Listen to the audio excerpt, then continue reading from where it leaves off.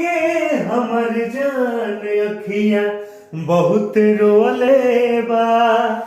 का बताई तोहके दर्द दिलवा के तना सहले बा।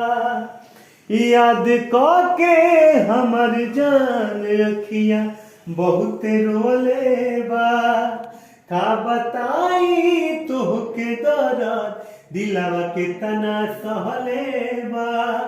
तोहसे दिलवा लगा के धोखा खैनी, नजर के सोझा नहीं अइहा जा भुला गईनी।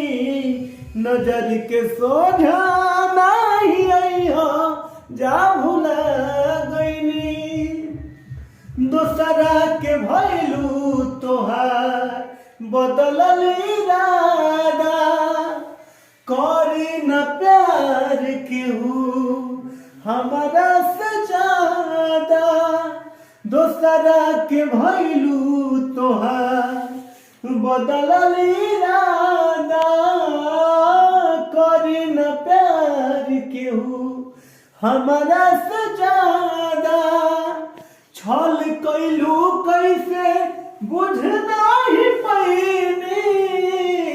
नजर के सोझा नहीं अइहा जा भुला गईनी।